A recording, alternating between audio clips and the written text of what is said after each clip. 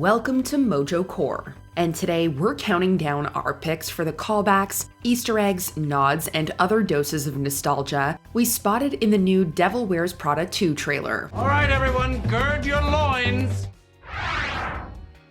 Number 10, Vogue. Could there be a more fitting backing track to this trailer than Madonna's Vogue?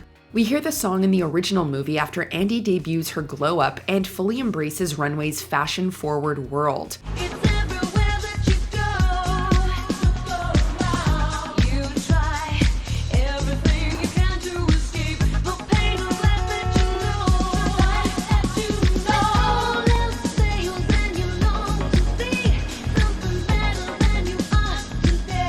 Of course, she's already very familiar with it when we reunite with her and everyone else 20 years later.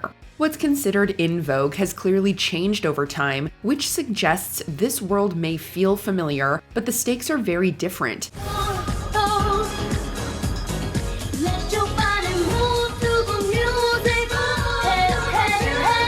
Using a song that celebrates timeless style, confidence, and attitude highlights the irony of Miranda now struggling against a digital landscape. Add in the subtle link to another editor as God figure, and the choice feels pointed, smart, and very on brand. Runway. It's not just a magazine. It's a global icon. Number 9, those power suits. We expect the Devil Wears Prada to serve looks that make us want to dress like it's 2006 all over again. Is this a Rodriguez? This we love. It might fit. It might.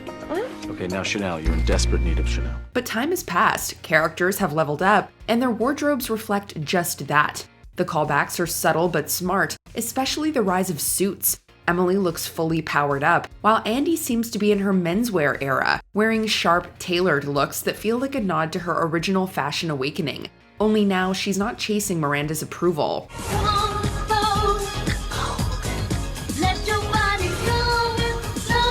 Anne Hathaway even mentioned wanting Andy's style to reflect the life and career she built since leaving Runway. These power suits really feel like a sly wink to the students becoming the masters. Where would you like to start? I am the new features editor at Runway. No, you are not. Yeah, we are all so thrilled. Number 8. Took you long enough.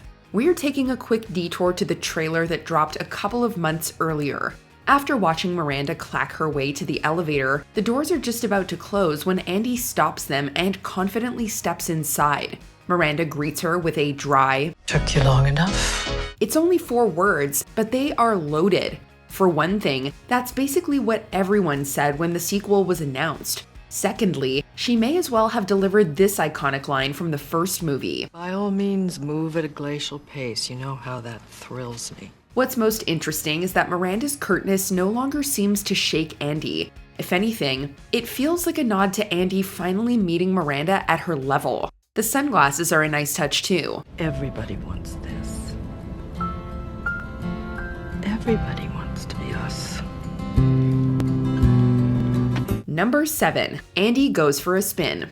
In the trailer, you may have spotted Andy taking a stroll with her new beau, who we hope, unlike a certain past partner, doesn't become personally offended by her having a job.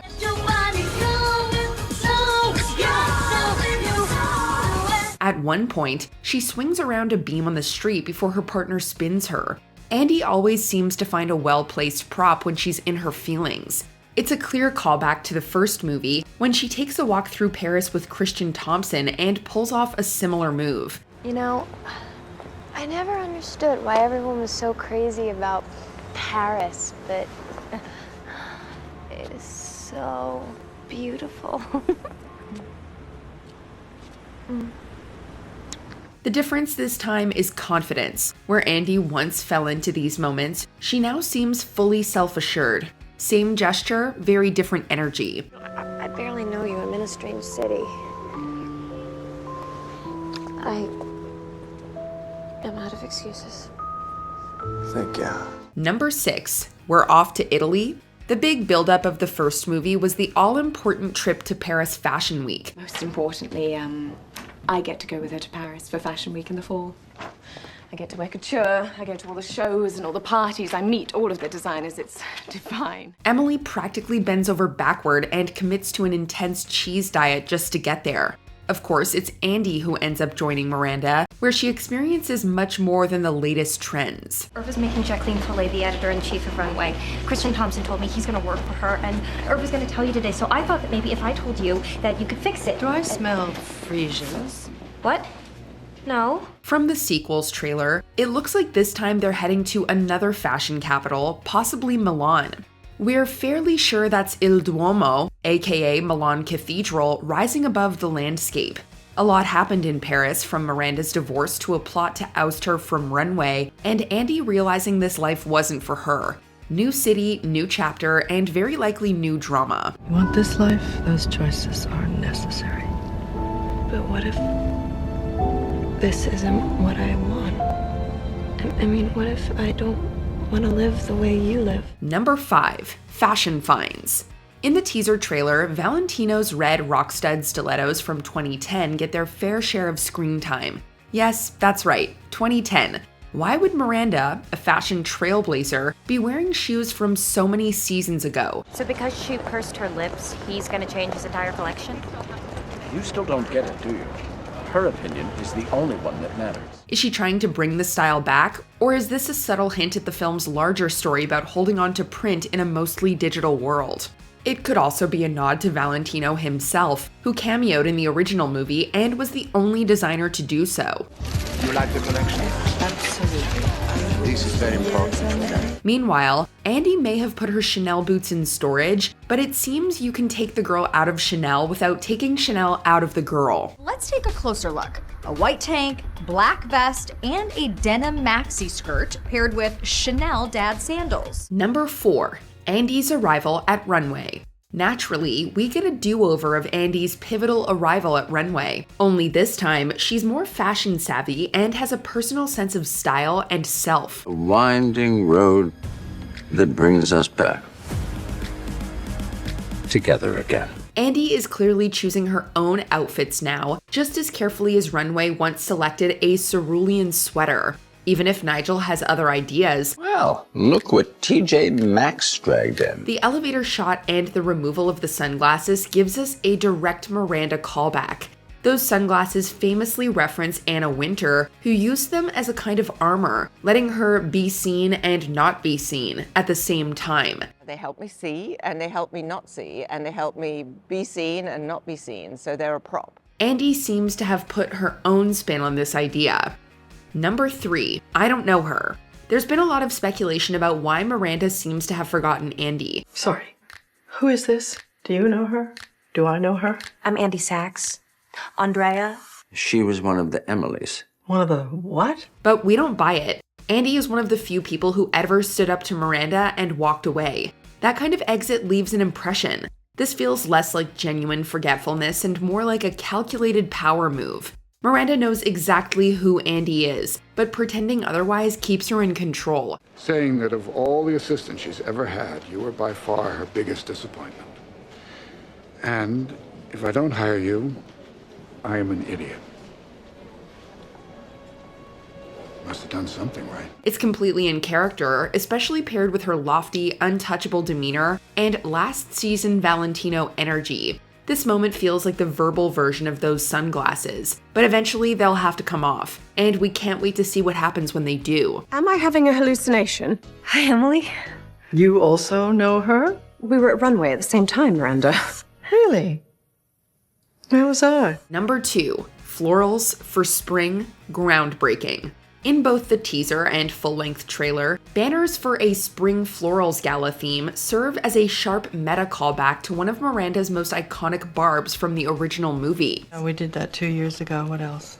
Well, they're showing a lot of florals right now, so I was thinking I could Florals? For spring.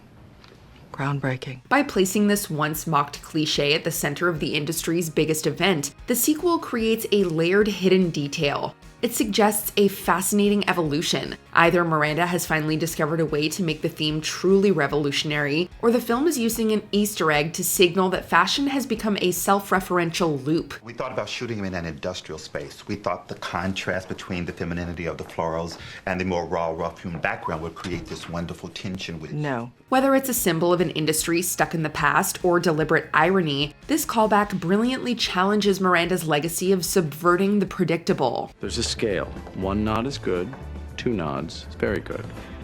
There's only been 1 actual smile on record, and that was Tom Ford in 2001. Number 1. Is Emily the new Miranda? If early speculation is right, Miranda now needs Emily's help to keep Runway afloat, which is not a sentence anyone expected to say 20 years ago. Right, remember you and I have totally different jobs. I mean, you get coffee and you run errands, yet I'm in charge of her schedule, her appointments, and her expenses. We see the shift in power dynamics in a few shots in the trailer. For one thing, Emily now seems to have 2 assistants of her own. We wonder what collective names she gives her seconds in command. Emily. Emily. She means you. There's also that brief glimpse of Emily behind a semi-wound down tinted car window. We've definitely seen something similar before. The hierarchy has flipped, and while that promises some delicious tension, we're happy to see that underneath it all, she's still the same old Emily Charlton. What's funny is you've changed. You have. You're much more confident. Kept those eyebrows though, didn't you? Did you spot anything else? Let us know in the comments. That's all.